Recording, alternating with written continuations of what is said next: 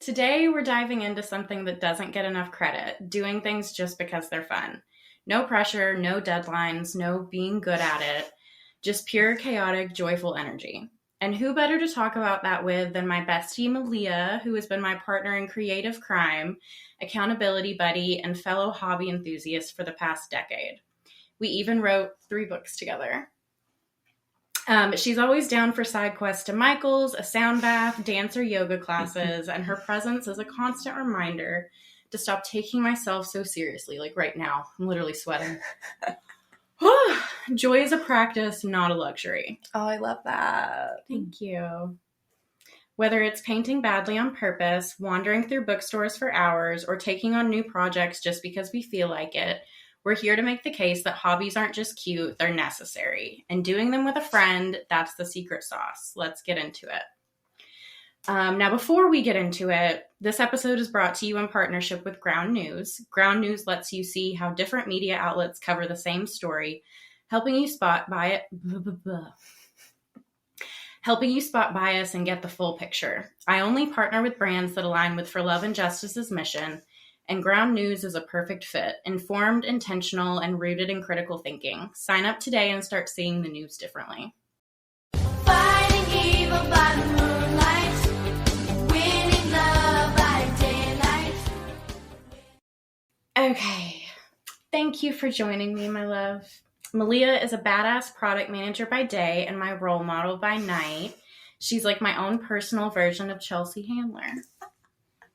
So thank you for being here. What are your hobbies?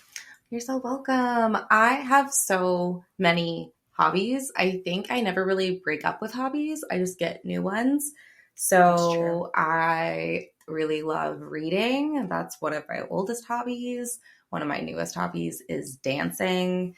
I've been very into gardening, specifically native plant gardening, and hiking and different outdoor activities.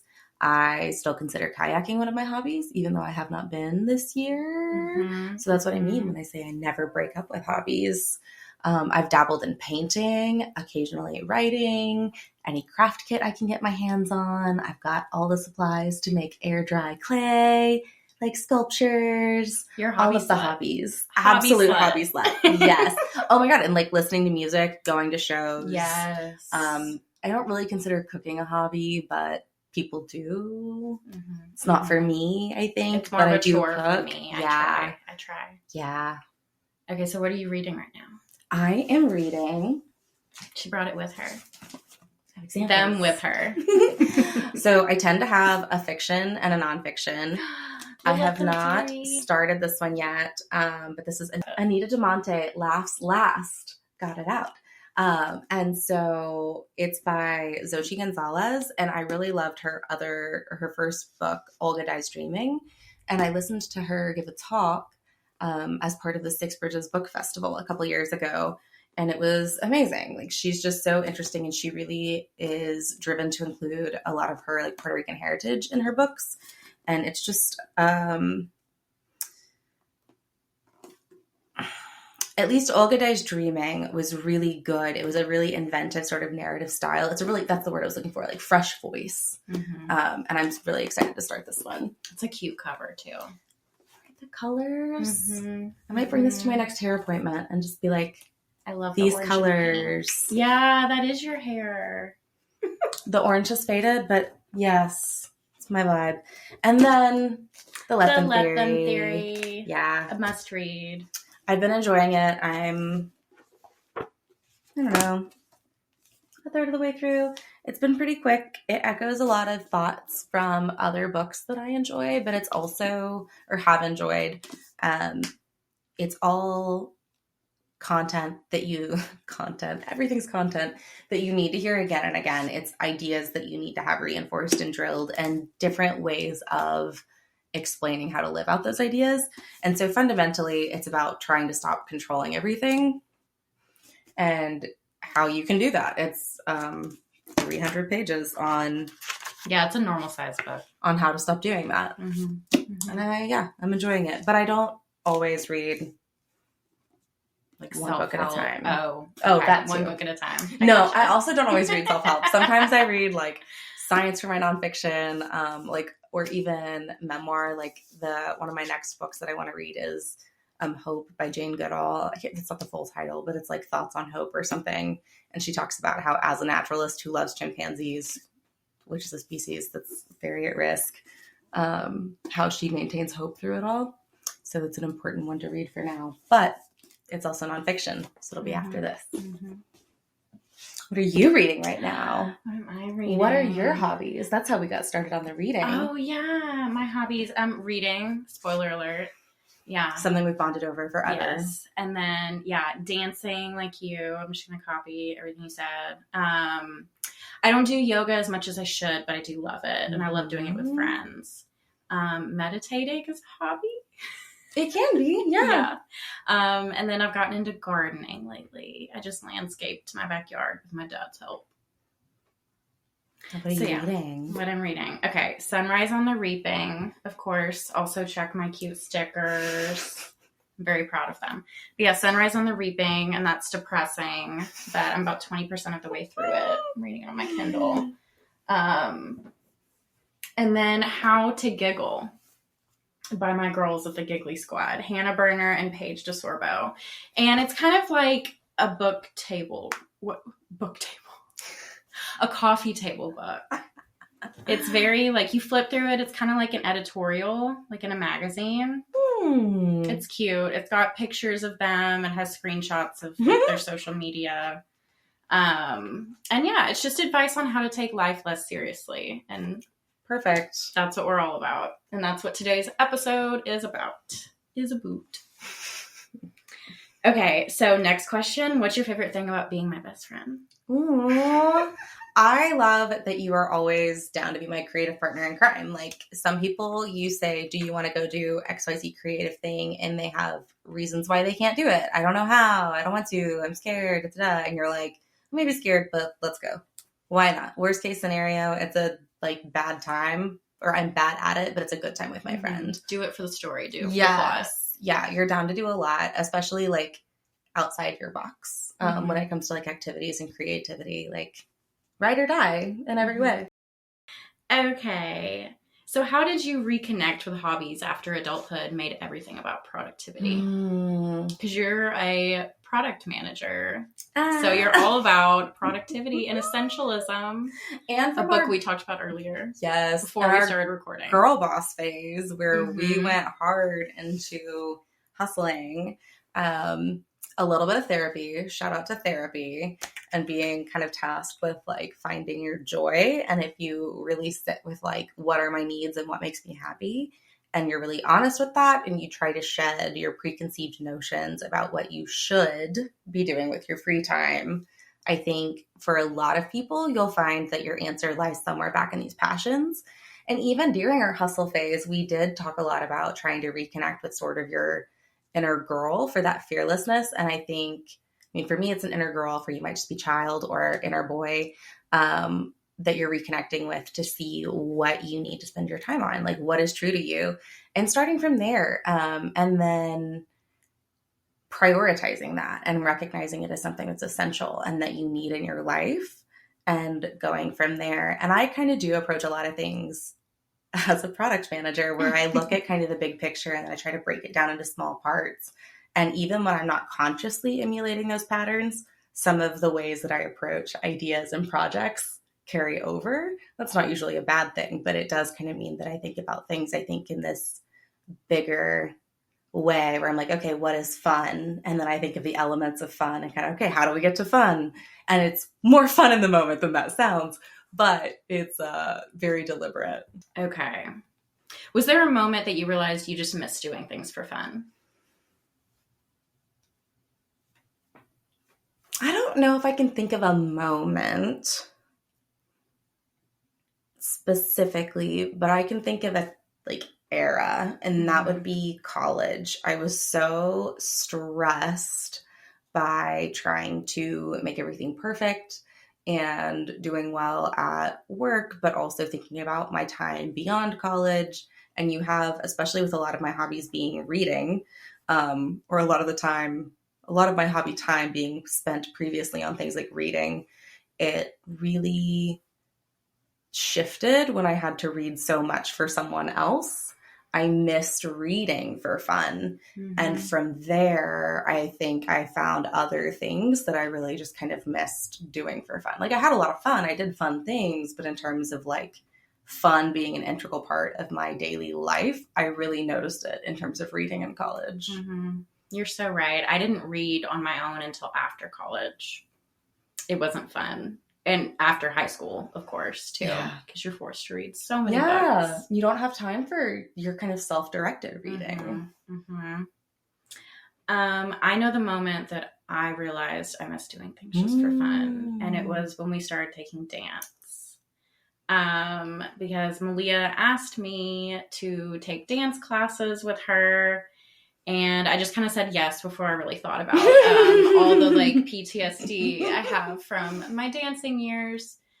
But once we started taking classes, like I think it was the first or second class I told you that it was fun.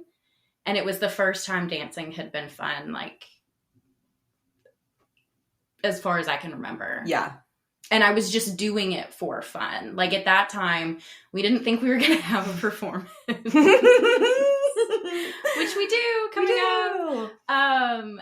But yeah, it was just for fun, and it was just to do something with you. Yeah, dance is such a good example because it's one of those things where I think tying back to like your inner girl and thinking about what your inner child would want.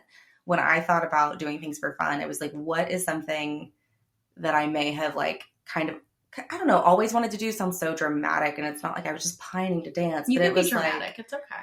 It's a safe space. I always wanted to dance. I thought dance seemed kind of cool, and my little sister was a competitive dancer, and I saw too, though, that kind of side of the coin. And she's quite a bit younger, so it's not like we would have been doing it at the same time. But I saw how stressful it could be, and how much work it could be, and not always joyous work. And not always kind of work in a good sense, sometimes just kind of stress and repetition. And it got heavy. And grief. Yes. I mean, yeah. Yes. Dance, especially like those kind of older years, I feel like in that pre-competitive space. And like something that we've talked about is when you're dancing and you love it, but it's also really hard. And then you don't know how you're going to be able to continue doing it because you think of art as something that you have to do as a job and has to be sanctioned by somebody.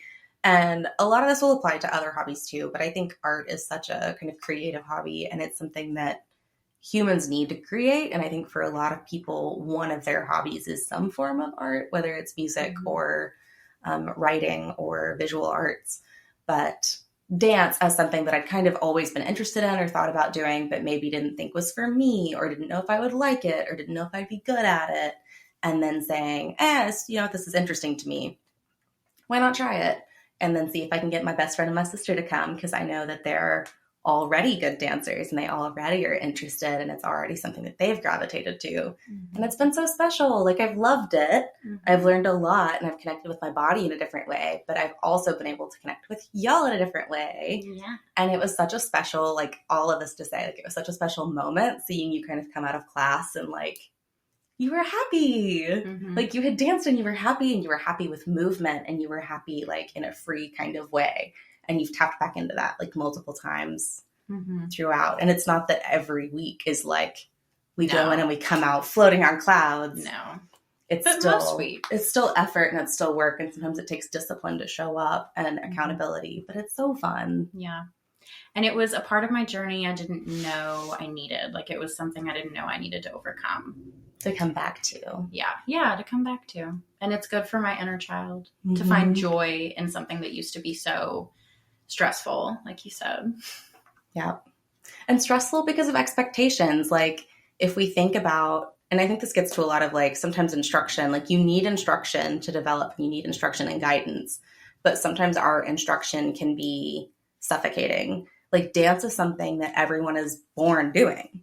People move, animals move, we all move, but when you try to do it a right way, which can be important if you want to do a performance like we're doing, like we do all have to learn the steps and learn them together. It's a team effort, but we're all born moving. So why is it stressful? It's actually the most natural thing, even though it feels unnatural at first. And it can be so scary to do and very vulnerable to do with people. Like for every person who will dance at a party, there are people who will never dance in front of people. I was gonna make a comment about myself, but I just a little anecdote I'm gonna keep to myself. Okay, so hobbies are fun, obviously, but why are they so important? So the definition of hobbies is an activity done regularly in one's leisure time for pleasure. But they're also important for mental health, self-esteem, and happiness. So we have a Women's Health article. So according to Women's Health, a handful of studies on the subject have now shown that thinking about the threat of COVID had a negative impact on creative thinking and problem solving. Quote, data shows that carrying responsibilities and demands have increased more so for women than men in the pandemic era. So it follows that activities done just for your own pleasure can fall by the wayside. And then research shows that pursuing pastimes can support your health. In 2010, a team of academics from universities in Kansas, Pittsburgh, and Texas discovered that hobbies and leisure pursuits were associated with myriad markers of better physical health, including lower blood pressure, body mass index, and stress hormones. According to one study published in March 2020, hobbies are linked with decreased symptoms of depression and 30% lower odds of experiencing depression. Good for your brain. I really like that. I was going to tease you for using it like Webster's dictionary, but I actually really like the really broad definition of hobbies that you gave. It's very simple. Yes, and I was reading Out of Office by Anne Helen Peterson, and hang on, I have it here. Charlie Warzel. Oh, I knew you brought more books. I have all of the books. Just Mary Poppins of books. And I didn't even bring my Kindle. These are all like actual physical books that I lugged around. But it talks about in the last chapter community. So Out of Office is talking about kind of the work from home shift for office workers, the good, bad, and the ugly about it. And then at the end, they talk about, not the end, the last section is about community and about the importance of it. And they talk about how in the post-World War II era, if you had talked to a lot of adults, they would have been part of some sort of group, some sort of club, social club, bowling club, maybe a hobby club, like a gardening club, but also there were more just straight up social groups. Like you would go to a place, it would be a lodge, it would be this. Some of them were exclusionary and problematic, but it may be your church. You know, you would have somewhere that you went and some sort of community space and group that you belonged to. Yes. Okay. So I like your really broad definition of hobbies because it really encompasses, I think, the sort of social groups that were popular in the post-war era when we were, as like a nation, feeling a little more collectivistic. And some of them were problematic and exclusionary, and we wouldn't want them to exist in the exact same ways today, even though some of them didn't fully disband or whatever, the KKK. But other groups were great, like community groups trying to help out people or civil organizations that still exist, like the Rotary Club or Optimist Club and things like that, where they do have a lot of really older members and they would love to get more young people going. There was a book about bowling clubs. Reference the book. Bowling Alone, and it was published in 2000, and it was the first book to take a broad look at the rise of the groups and the results of their widespread decline. And in general, it seems that our society has gotten more individualistic, and I say it seems, but there's data to back that up, and we're the worse off for it. And we have fewer places, like community centers don't get funded the way they could, or fewer clubs and like YMCA style places where you can go and take classes and do things. We're really lucky in the community that we live in to have multiple dance studios, even though it's a relatively small city, and to not have to drive and to have a lot of options at different times and for different types of arts. But that's not always the case, and it hasn't always been the case here. You might have had one studio or two and fewer options, and especially fewer options for adults. That's also why I started this podcast, so it could be a sense of community. So remember to like and subscribe, please. Make us your internet friends. Yes, please and thank you. Okay, so what hobbies what have hobbies given you that work, chores, or even self-improvement projects haven't? Mm-hmm. I think one of the main ones is like applied knowledge in a sense of the sorts of things that you might get from work or chores, whatever. But like self-improvement books, I think of them as a way to put work and chores in their container in a lot of ways, you know, like how do I get this balance? And hobbies give me like joy and applied fun. I don't know what applied means there. Like I'm applying the self-knowledge from the self-improvement books. Oh, anyway. Hang on. I really was thinking about it. I had a Well, and you can do hobbies with friends, whereas work, I mean, you might have, you know, you have coworkers you like hanging out with, but it's not the same. And coworkers that I really loved, I don't get to work with anymore. Yes, and we can do chores with friends too, but hobbies are just more fun. Well, and it's about, I think you're doing something for just you. And again, like your hobbies can be structured and they can be courses, and your hobbies can even be like learning and more. Like your hobby could be more academic. You could be doing research on the side. You could be writing on the side, you know, doing all sorts of things on the side, but a sort of sense of doing something just for you and not doing it for money or doing it for someone else, but a really intrinsic honoring of self. Like, what do you find fun? What do you want to pursue? What are your passions? So I think it gives me fun and a creative outlet, but also sometimes relaxation and creativity and energy. Hobbies are also resistance to hustle culture, which we know very well from our girl boss days.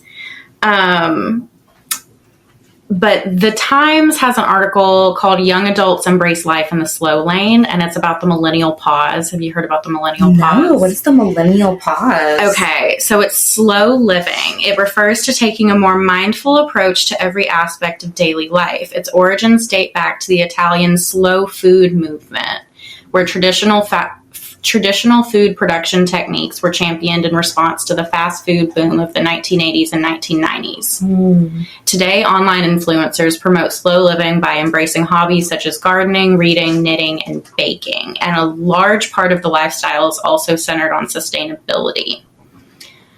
And millennials are like leading the charge. Yes. So it's the millennial pause. Okay, I have not heard it called the millennial pause, but I've heard slow mode or hard mode, especially as people are looking to boycott Target or Amazon and other companies right now. You know, Amazon is all about same day, next day convenience.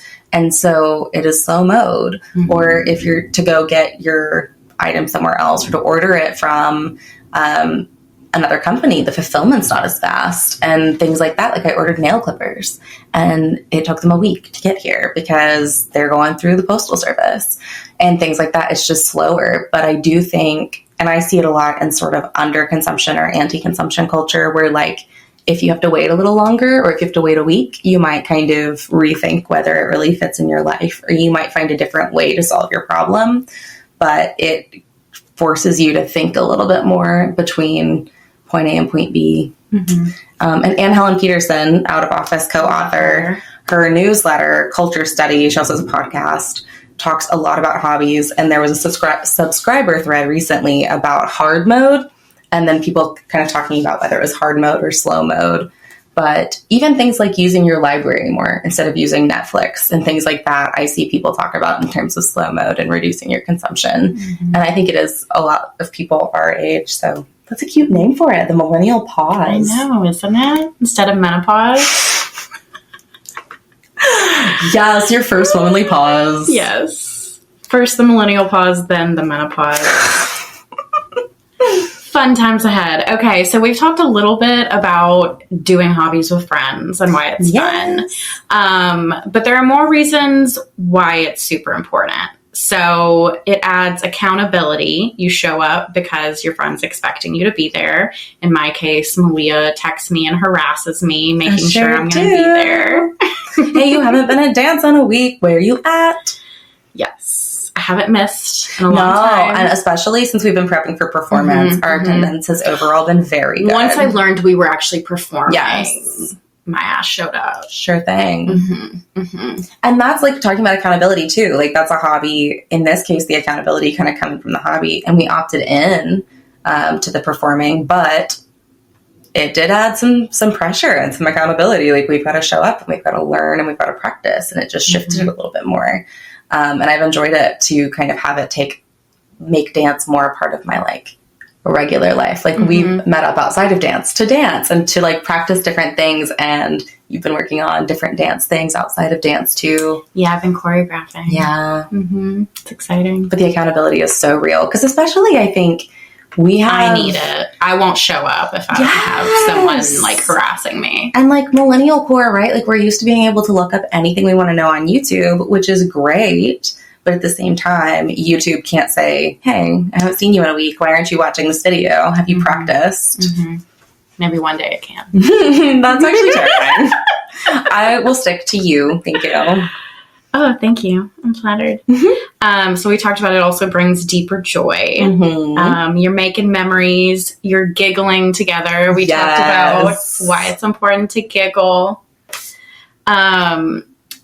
Also helps it also helps give you the courage to try new things. Yeah. I never would have ever gone back to dance. I mean, never say never, but I don't think I would have ever gone back to dance unless Meleah had asked me. Yeah. And it was really important, like, for me that you guys were willing to go with me, because I probably would have eventually, like, I had kind of come to terms. I was like, if they really don't want to do it, this is important enough, I might go by myself. But, like, I wouldn't have signed up as quickly, and I wouldn't have stuck with it. And I definitely, like, we had a pact for the recital in that we were either all going to do it or none of us were going to do it. And I thought y'all were going to say no. Surprise, bitch. And then they were both like, yeah, why not? And then it got to me and I was like, well, okay, yeah, why not? Like, we have a pact, let's go. Because, yeah, I think we kind of all thought we would chicken out. And then we didn't. And we didn't. That also goes back to the accountability. Like, we really surprised ourselves and took that risk. But we were in it together. Oh, we're in it. We're in it. In it. We're in it deep. But yeah, y'all gave me courage. And also, like, I joke that you're my, like, private dance tutor, and that's real. Like, you do have all this experience, and you're another set of eyes. Sometimes I give unsolicited advice. I made Meleah practice with what do you call it? A stability ball? Or like, stability ball. Yeah, stability ball, a weighted ball. I was holding my arms like a T-Rex, and they needed to be out like a ballerina. But the T-Rex arms are tinting. Was there a time you almost bailed, but you were glad you didn't because we were doing it together? I can easily say yes, because I bailed a few times. Yes. There were definitely classes that, like, I showed up to and then would text y'all after and be like, I only went because I thought y'all would be there. But also, like, they were kind of like, well, good. You know what I mean? Like, they weren't like, oh, shucks, I hate that you got something good out of this. They were like, good for you. I'm glad you went. That's healthy. But yeah, totally. Because, I mean, you're tired and, like, that's it. You know, you're tired. And I think that kind of is the overall theme, too, like, with hobbies and hustle culture. And one of the comments I was making around, like, a lot of my self-improvement reading comes down to helping me keep my work and play in balance is it's really easy to give up the things that you do for fun when you're faced with the things that you need to do or feel like you should do. Work is important. Work is stability. Work is income. Girls gotta eat. You Girls gotta eat, you know, like I need that paycheck, but work also has to stay in its container so that I can do other things and live my life, you know?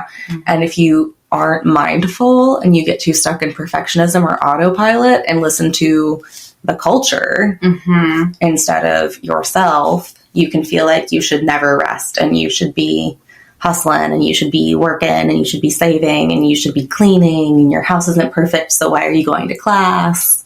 Somebody somewhere needs something, especially if you're a mother or a caregiver, and really having someone there waiting on you, or even the maybe of someone waiting on you if we haven't all agreed to bail, is a really powerful motivator. You don't want to let someone down It helps you stay truer to yourself. Yeah, I've gotten really caught up lately in like thinking that every single second of every single day has to be productive. Yeah. And I think dance once a week is a good reminder that like, I mean, it is hard work, but it's still fun and it's something I want to do and want to make time for. And it's a double bonus because we always like, I mean, sometimes we are, you know, and I think this is part of like, we were going back to, you know, we might sometimes be tempted to bail, but when we show up, it's also time together that we don't always get in our busy weeks. Like we're there, we're already together. We can go get drinks or snacks after, but we get to see each other's faces like once a week, no matter what, more or less, you know, life does happen, but yeah, I like that it's a guaranteed time each week with my bestie. Yes, it's so cute. And like dance is great, but dance and bestie time, even better. And we've gotten to see each other. I mean, we've always gotten to see each other grow, but like in a different way, like using our physical bodies. Yes, it's so interesting, like seeing techniques improve and like seeing you like knock the dust off some of your old moves and trying fall things. on my ass. But you got to see me fall on my ass. Also, you fell so gracefully. It was hilarious because I've seen you fall like in real life, and then I've seen you fall in dance class. Well, I wasn't drunk this time. That's so true. But y'all, when she fell in dance class, she pointed her toes. You always have to point your fucking toes. It looked Y'all know. purposeful. Like she fell and was just like, oh yeah, I did that. And it was so funny to see you in that mode, right? Like exactly. You always point your toes in dance class.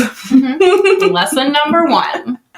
And that's not something like, I'm sure it does carry over to your regular life, but it it's like not to the same extreme. Like good posture, like immediate smile, like giggling, you know, like it was really fun. And just seeing that kind of thing in the way that you would remember moves and also seeing you get confident in your dancing again. Cause definitely you went in like, I know some of this, but I'm rusty. But then she would be like, do you remember how to do a chaîné turn? And you would be like, oh, is it this? And then bust out a perfect chaîné turn from memory and things My like PKs. that. Yes, your PKs. Show my PKs some love. Yeah, but you never didn't know what a PK turn was. You were like, oh, PKs? Those have been my favorite for years. Let me show you. PKs? I love them. They're great. Watch. It's like a bird almost. You're like, PK? Can I do a PK? And yeah, that's just so fun too. Like it's all, like you've never talked to me about your deep, abiding love of PK turns. I didn't remember it. But it's there. Like you can see it. Oh, it's there. You do it and you're like, oh. No, but it's been good watching you too, because I mean, that's what was crazy to me. It was like you do everything so boldly and confidently like when you said you were like insecure about dancing, I was like, you're insecure about anything? What are you talking about? But you still do everything so confident. Like you tackle everything. Yeah. Like it's been fun to watch you and inspiring because I don't just like, I'm very timid when I try new things and you just dive fucking in head first. And yeah, I've watched you improve and it's been fun. I think a physical activity is a good one because you can really see, like, visually someone progress. Yeah, the form and how easy it gets, and like, you know, oh, they were doing it this way, and now they're also able to do this more advanced thing, and like working on things, and the enjoyment for me, and it's come a lot more naturally. Even after just a little bit of time and like practicing with you on like off days and stuff. But yeah, it is really fun. I do try to throw myself into it with gusto. Yes, you do. As you do with everything. Life's more fun with gusto. Yes. Drink an energy drink and go to dance class. So what have hobbies taught you about yourself? Oh, that's a good question. I'm going to pull out Glennon and say that I can do hard things. Oh, yeah, that's true. Because that's definitely one of the things I think I explore most through hobbies is confidence and patience. Even reading books give me confidence. Like, because I can check it off my list. I'm like, I read a whole ass book. And the new ideas. You've engaged in that conversation. You get the satisfaction and the stimulation of the book. Especially when you get sucked into a book and it feels like they're your best friends and you're just like, oh my God, you should blow through it. And when you can do, this goes back to like the community and doing things with your friends. But one of the reasons I was excited to read The Let Them Theory is because Elise had read it, listened to it on audiobook. So also she told me like read the book, but Yes. you'll prefer it. So book, if Love anyone Mel out there. Robbins, but I don't recommend the audiobook. Unless you're in the car or whatever, then you do what you need to do. Yeah, But it was fine. It's just hearing Let Them and Let Me over and over and over again is a lot. that is, oh my gosh, this is a bit of a tangent, but one of the things that I also like as someone who has written before and enjoys reading is listening or reading authors talking about their work. And John Scalzi is a science fiction writer whose work I really enjoy. He's really funny and has a lot of inventive sort of prose. But his books are also really popular on Audible. And Will Wheaton is the narrator. And Scalzi commented, I don't remember if it was on a social media post or his blog, but commented that he has actually adapted his writing style over the last several years to account for the fact that his books will be read on audiobook. Because it used to be more rare for books to be made into audiobook and burned on CD, but all of his works are made into audiobooks for Audible, and they're read by Will, and so he tries to take out some of the I saids in anticipation of them being read as dialogue. And that's something that I think is just so interesting, like the way, and that's another like audiobooks as reading as a hobby. And so you can layer your hobbies together. Like I listen to audiobooks when I'm gardening. I do too. It helps with my patience. It also helps with mundane chores. Yes. I listen to audiobooks when I wash the dishes or when I commute. Yeah, so you add your hobby joy to make one of your things that you must you're do making time more for bearable. it. Yeah. And I think that's something too that I've learned about myself through hobbies now that we're talking about that, is that you can make everything a little more fun. And I've always listened to music or watched TV while I did chores around the house, but I hadn't thought about it through the lens of hobbies and enjoyment until kind of getting more deliberate about joy and hobbies and cultivating things. And so listening to things on audiobook or reading them and then being able to talk about them with your friends is really fun. Bounce ideas off of each other, and you get more confidence too, because you're like, oh, here's this cool thing I read. And as a person, you want to be able to share cool things with your friends. Yes, we're creatures who want to share. And we want to share. We want the affirmation of someone thinking we're smart. And confidence. Like maybe you read a book that like seemed challenging or that you wouldn't enjoy, or you started a hobby that you didn't think you were capable of. Including gardening. Gardening is one that gives me confidence, but also makes me make a lot of peace with myself. Same. It's a lot of failure. Yeah, it's humbling. Yes. But it's grounding and humbling. I guess I also view gardening too as kind of a process art, because stuff may die, but you're out there in the dirt. Well, and even if it grows, it takes for you time and care and patience. And we've talked about this. I'll send you little videos from the garden and I'll be like, look, it's grown like 1 centimeter. Imagine if we were so proud of ourselves for growing 1 centimeter. And so thinking of yourself as a little flower, like that's something I've gotten from my hobby. Oh yeah, what flower would you be? Ooh. This is a spontaneous question. A Missouri evening primrose, the pink ones that grow by the roadside. Ooh, that's gorgeous. Because they're everywhere. They're pretty, they're fun, they're low fuss. What flower would I be? They're hardy. Meleah's a master naturalist, by the way. Yes, that's one of my hobbies. Yes, she's very into plants and flowers. One of my hobbies, and also a community organization that gives us, like, we volunteer and we do different activities, but we garden together, we collect seeds together, we ID plants together. And so it's another example of a community group. If you say you're going to be somewhere and you're going to do volunteer hours or you're going to have a meeting, you'd better be there. Okay, so Missouri evening primrose, they're they're short, which is important. They'll grow pretty much anywhere. They bloom all summer, and they're just so pretty. I've loved them since I was a kid. They're one of the first wildflowers that I remember seeing everywhere and kind of noticing. And then you would be... what would I be? I had to think about this, but because you are a Cancer, you would be a sensitive writer. The zodiac sign. Her zodiac sign is Cancer, and it means she loves to cry, so and she's very sensitive. Yes. There's a plant, it's our native mimosa, and it's a briar. It's like a low growing vine, and it's the sensitive briar. Oh, the sensitive briar. Like briar totally rose.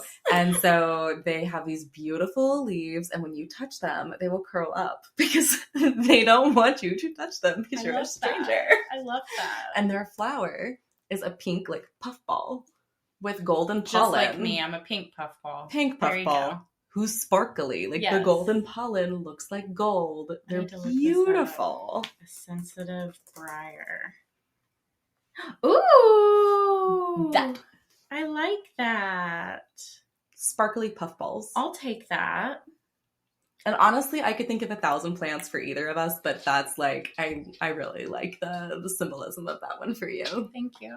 I'll take it. You're very Okay. delicate. I'm delicate. Taylor Swift, don't make Yes, me start ma'am. singing. Don't make me start singing. I read your outline, remember? Okay. So now we're going to give some advice to the listeners on starting or restarting hobbies. So examples of easy entry-level hobbies to try with friends. Some of these are from listeners of the pod. So gardening, yes, gardening, literally touching grass. Preach. Playing video games, watching movies, and I would say, I forgot to say this earlier, but watching reality TV is probably my favorite hobby. Yeah. It's like human psychology that I get I'm to getting to study. talk about it and Yes. like engage in the The commentary. community aspect Yeah. is huge. Oh my God. Even within the different, like, I mean, not community in the sense of like people, but like the shows have community with one Yeah. another. They're Yes. in conversation with each other and There's, they're in like- conversation with like the culture. Even the fans have their own culture. Yes. So then cooking, baking, like you said, cooking is a hobby for some people.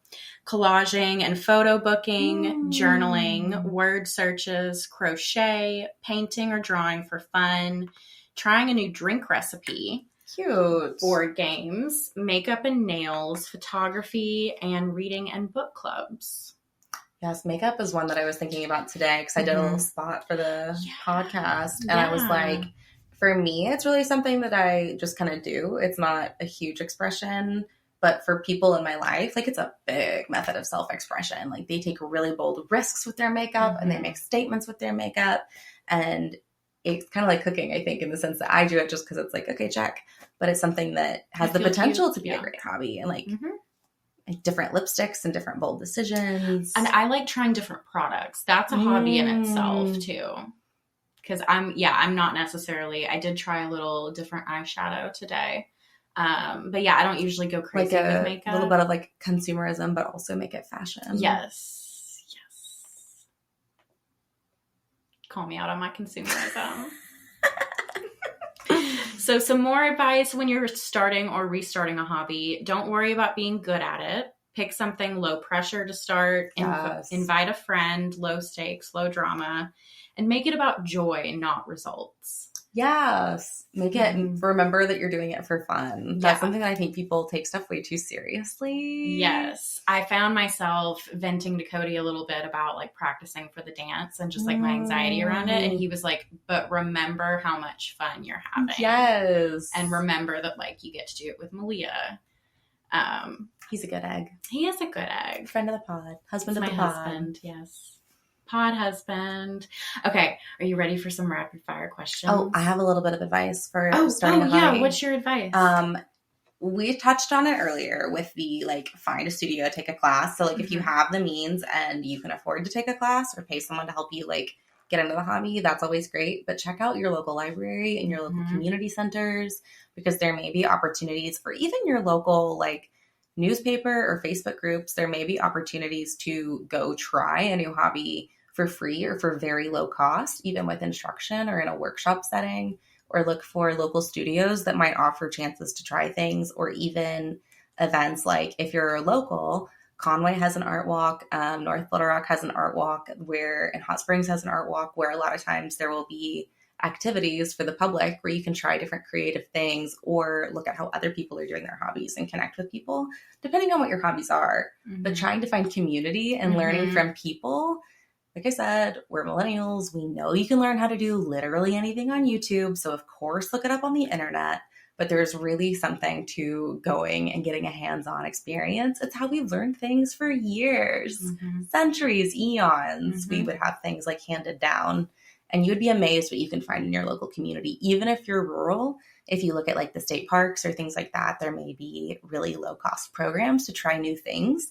And even if it's not exactly what you want to do, it might be a skill that you can learn there and apply. So if it's like Cooking with Wild Game is a program that we do have here in Arkansas. So maybe cooking is your hobby, but maybe you're not a hunter and you don't have wild game. Go take the Cooking with Wild Game class. See what you can learn. I'm sure there's something applicable, and you'll talk to someone and learn new things and get out of your box a little bit. So in that same vein, I was going to say stay open. Like, keep your mind open. Absolutely. Because, like I said, I never would have done dance. But then you ask me, and it's like, well, I could say no. Or I could just, like, give it a try. And our local library does have dance classes. It's just sometimes different styles or different times and things like that. So, yeah, see what's available for you to go check out in person and totally stay open. Like, that's one of the things I think that was cool about school, is we would try different things in classes or workshops, or our teachers would bring in new people. And as adults, we don't explore as much as we used to. No, we don't. Never say never, y'all. Yeah. To quote the Bieber. The Biebs. Very millennial of you. My chuggy. Oh, man. Okay, now are you ready for some rapid fire questions? That was good advice.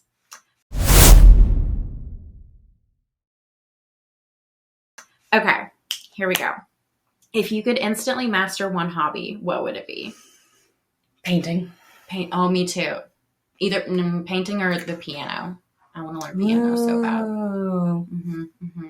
Okay, indoor hobby or outdoor hobby? Outdoor. I figured. One hobby you tried and were hilariously bad at? That's a lot of them, honestly. I think a lot of things, at least we're so critical of ourselves. This is not very rapid fire of myself, but like, we're so self-critical when we're trying new things that like any attempt is going to be pretty hilariously bad. So probably anything I've like tried for the first time, I think I'm at least hilariously bad at. Like dance for the first time, watercolor for the first time, acrylics for the first time, pottery for the first time. I feel like I was bad at rage throwing bottles against a wall the first time I did it. Which was hilarious. Yes. I remember you saying that, because it's like, girl, you can't actually be bad at this. But then I got the hang of it. I got the rage. Like I channeled my rage. Yeah, and it was pretty because I was so focused on, am I doing this right? And not like how it feels. You were in your head, not in your body. Yes, exactly. Okay, next question. One hobby you try. Oh, no, I just asked that. Dream hobby if time and money were no object. Yachting. Oh, that's a fun one. I don't know, the orcas. The orcas would be really pissed if I took up yachting, so I guess I'll give them that. Maybe like deep sea diving or something like that. I want to think of something like really out there. Like if time and money were nothing. Yeah. I want to dive around and see shipwrecks. Or go to space like Katy Perry. Oh my God. That's assuming the planet is like cool with take a little Daisy up there with you. Okay. Early bird hobby session or late night creative chaos? Late night. I can't be accountable to anything early. Yes. Sometimes it'll happen, especially for my master naturalist. In the summer, we get out there pretty early, but like still my definition of early is 7 or 8, not true early bird. Like birders will get out there early. Some of our fisher people, they will get out there early. My husband. 4 a.m. early bird. It's not me. Okay, if you had to pick one, paint, build, bake, or dance? I need more info, like for fun or for like practicality, because building, like for fun. Okay, yeah, for fun. Yeah, for fun. Dance is one of the more joyful ones, honestly. I think that's a place that I'm getting a lot of like, probably because it's very physical and I needed more like physicality in my life too. But like building is great. Building's very practical, but I think it's kind of, when it comes to skills, I can still get more work mode and less joy mode. I'm not out here like architecting crazy she sheds for fun. I'm like, hey, I need this. How can I creatively problem solve? And I do think of it as a hobby, but it's still more of a means to an end. That's true for some other stuff too. Cooking too. I love that you're Lorelai Gilmoreing these rapid fire questions. When you said rapid fire, I was already like, oh no. Okay, so dance. Dance is my rapid answer. I was absolutely prodded by the podcast host to give that answer, but I'll take it. I pressured. Okay, this is a good one. What's one we should totally try that hobby we haven't done yet? That was a weird way to ask that. Let me ask that again. What's one hobby that we haven't tried yet that we should try together? My heart says improv, but my brain says never. You know what I mean? I want to do improv. I know. Yeah, no, I'm scared to death of it, but I want to do it. I think it would help me. I do think it's one of those, like, we should do that sometime kind of Yes. things. Or, I mean, if we had a little bit more comedy culture, like, we could do a different kind of class, but around here, it's just improv. In another life, I'm a stand-up comedian. Exactly. Like, Town truly. crier. The tarot card Truly. said so. I was the town crier. Okay, hot take. Is reading a hobby, a lifestyle, or a personality trait? It's a hobby. It's not all of the above. No. Okay, explain.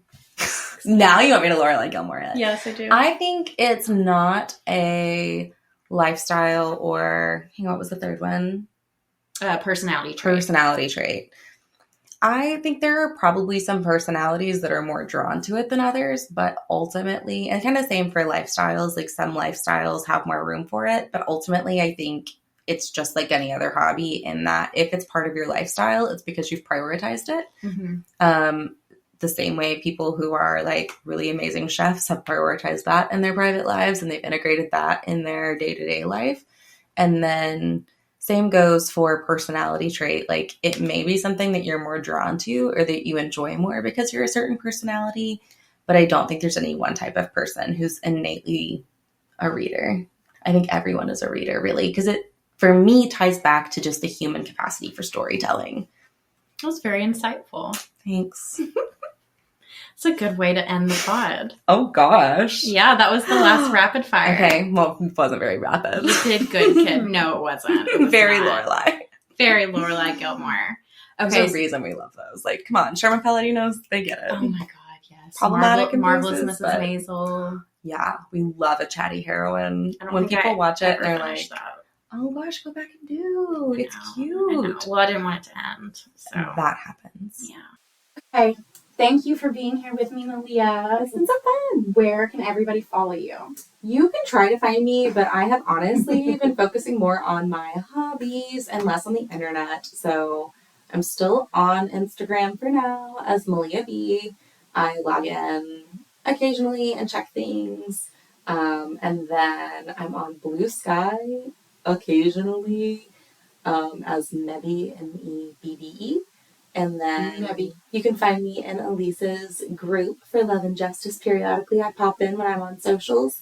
And then, I don't know, find me at an art walk, find me at a dance class. Come check out some hobbies in Conway. See what's up.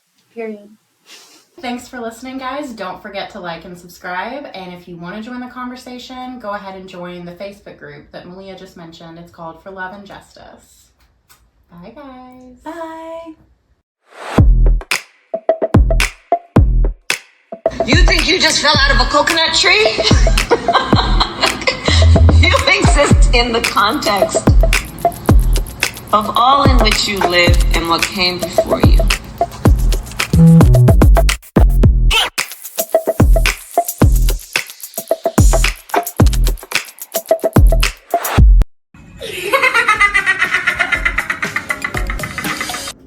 Now we're good to go. I'm just gonna get footage of you reading. That'll be good for the end. You can just like tack it out as bloopers. Be like, this bitch really does like to read. No, seriously, I'm gonna. Oh, I should do. Just blanked. Sorry, that sentence doesn't make sense. Okay. Oh, okay, it does make sense. My box is getting bigger.